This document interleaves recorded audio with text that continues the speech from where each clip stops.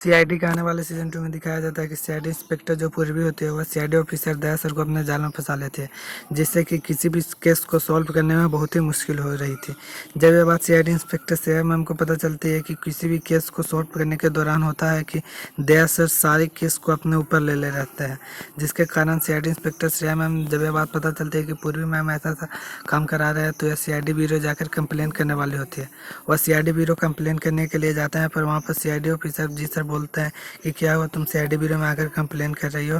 तो वहाँ पर सीआईडी इंस्पेक्टर श्रेया मैम बोलते हैं कि सीआईडी ऑफिसर दया सर पे को पूर्वी ने फंसा लिया, जिसके कारण दया सर सारी सच्चाई नहीं कह पाते हैं और सारे खूनी का केस अपने ऊपर ले लेते हैं।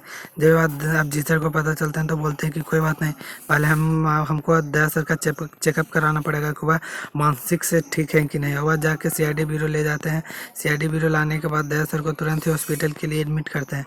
हॉस्पिटल में एडमिट करने के बाद डॉक्टर बोलता है कि दया को मानसिक संतुलन ठीक नहीं है, जिसके कारण इन्हें 2-3 दिन रेस्ट की ज़रूरत है। वह हॉस्पिटल में ही दया सर को सेफ के लिए रखते हैं। वहाँ पर श्रेया मैम देखभाल के लिए रहती है। जब दया सर को होश आता है तो वहाँ पर सारे हॉस्पिटल में जो सामान रहता है उसे टूटने फूटने लगता है। वहाँ पर श्रेया मैम दया सर को संभाल नहीं पाते, तुरंत ही सीआईडी में कॉल लगाती है।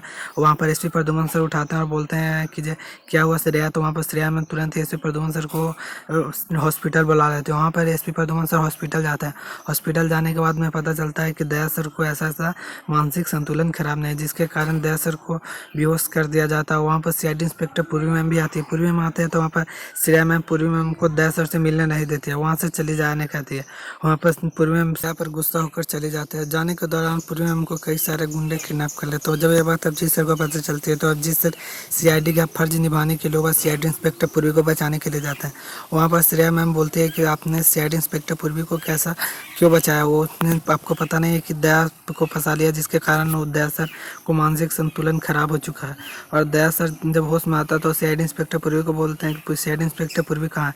उसको न देखने के कारण उसका मन अलबला जाता है और तुरंत ही टूटने फूटने लगता है। अचानक एक लपड़ सीआईडी इंस्पेक्टर श्रेया को मार देते हैं। सीआईडी इंस्पेक्टर श्रेया रोने लगती है और तुरंत ही सीआईडी ब्यूरो आ जाता है। सीआईडी ब्यूरो आने के बाद वहाँ पर डॉक्टर तारिका पूछते हैं श्रेया से कि क्या हुआ, तुम इतना रो क्यों रही हो। तो वहाँ पर श्रेया मैम बोलती है कि आज मुझे दया ने सीआईडी इंस्पेक्टर पूर्वी के कारण मुझे थप्पड़ मारा, जिसके कारण तारिका मैम समझाती है कि उनका संतुलन खराब है, जिसके कारण आपको कैसा ऐसे लिए थप्पड़ मारा, नहीं तो आपसे बहुत ही प्यार करते हैं।